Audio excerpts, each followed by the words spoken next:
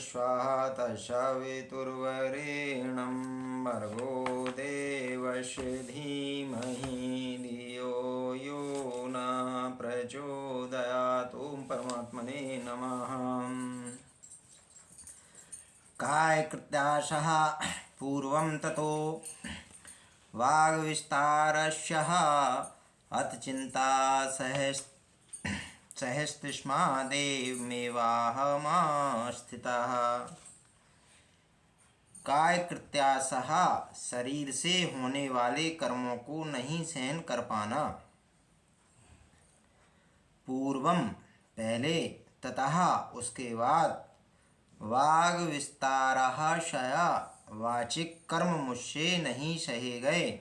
अथ उसके बाद चिंता सह मानसिक कर्मों को सहन नहीं कर पाया। तस्मात् उससे एवं ऐसा अहम मैं आस्थितता स्थित हूँ। राजा जनक आत्मज्ञान के पश्चात हुई अनुभूतियों का वर्णन महर्षि अष्टावक्र जी के सम्मुख करते हुए कहते हैं कि मैं शारीरिक कर्मों को नहीं सहन कर पाया, वे छूट गए। उसके बाद वाचिक कर्म मुझसे नहीं सहे गए तो उनका भी त्याग हो गया, और फिर मैं मानसिक कर्मों को भी नहीं सहन कर पाया क्योंकि वे असहनीय थे। ऐसा मैं जिस अवस्था में हूँ उसे सहन न करने के परिणाम स्वरूप हूँ और त्याग के कारण हूँ। महर्षि अष्टावक्र और राजा जनक दोनों ही ज्ञानी हैं और इन दोनों ज्ञानियों में परस्पर बड़ा मधुर संवाद चल रहा है। दोनों को एक ही तत्व का अनुभव हुआ है जिसके कारण संवाद संभव हो सका है। एक ज्ञानी तथा एक अज्ञानी में विवाद तो हो सकता है परंतु संवाद संभव नहीं है। दो अज्ञानियों में परस्पर विवाद भी होना संभव नहीं होता। जब भी होगा तो झगड़ा ही होगा। महर्षि अष्टावक्र के आत्मज्ञान के उपदेश द्वारा राजा जनक को आत्मज्ञान की उपलब्धि हुई है। अब वे स्वयं की उपलब्धि के क्रम का उल्लेख करते हुए कहते हैं कि इच्छा के कारण ही चित्त में लहरें उठती हैं, जिसके कारण चित्त में विचारों की संकल्प विकल्प की उथल पुथल शुरू हो जाती है। ये ही विचार वाणी तथा शारीरिक क्रियाओं के रूप में प्रादुर्भूत होते हैं।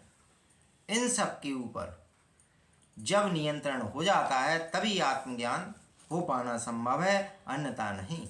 अभ्यास तथा वैराग्य भी आत्मज्ञान हेतु अति आवश्यक है। राजा जनक कहते हैं कि सर्वप्रथम मैंने शारीरिक कार्यों पर नियंत्रण किया, तत्पश्चात मानसिक कर्मों को अपने वशीभूत किया, तब कहीं जाकर मुझे आत्मज्ञान की प्राप्ति हुई।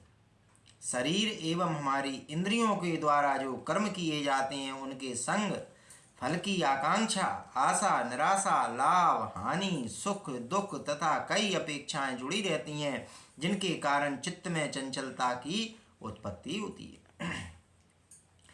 इनके ऊपर नियंत्रण रखने हेतु जप, तप, यज्ञ, आसन, हठयोग इत्यादि शारीरिक कार्य किए जाते हैं, जिसके कारण नए विशेष आरंभ हो जाते हैं। अगर शारीरिक कर्मों को रोक दिया जाए तो भी वाणी के कर्म चलते रहते हैं। भजन, कीर्तन, मंत्रोच्चारण, प्रवचन, उपदेश, अखंड पाठ इत्यादि कुछ ना कुछ चलता रहता है। ये तीनों तरह के कार्य जब तक शांत नहीं होते तब तक मन को शांति प्राप्त नहीं होती, और जब तक मन को शांति प्राप्त नहीं होती तब तक जीव को आत्मज्ञान भी नहीं प्राप्त होता है। इन तीनों को वशीभूत करने का उपाय सिर्फ यह है कि इनके प्रति उपेक्षा रखना।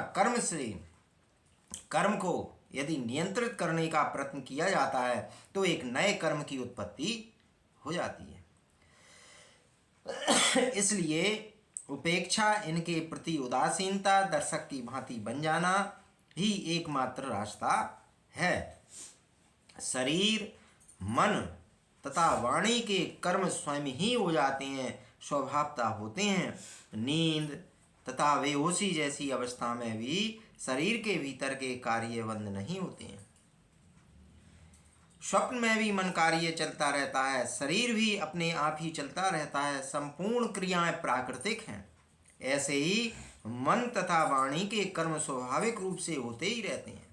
वशीभूत करने के प्रयत्न से वे और ज़्यादा तीव्र गति से होने लगती हैं। इसलिए स्वयं को इस सबसे पृथक करके दृष्टा रूप बनकर साक्षी भाव से देखने से इनके ऊपर नियंत्रण रखा जा सकता है, जिससे इनकी मुक्ति प्राप्त की जा सकती है। स्वयं को कर्तापन की भावना से दूर कर लेना ही मार्ग है।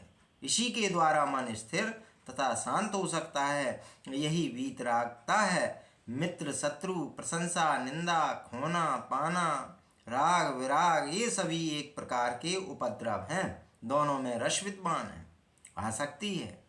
यदि प्राप्त करने में आसक्ति भाव है तो त्यागने में भी आसक्ति का ही भाव विद्यमान होता है। शत्रु निंदा विराग भी विपरीत आसक्ति ही है। अतः राजा जनक कहते हैं कि मैं तीनों प्रकार के कर्मों को न करने वाला हुआ। इस तरह अब मैं चैतन्य आत्मा में विद्यमान हूँ।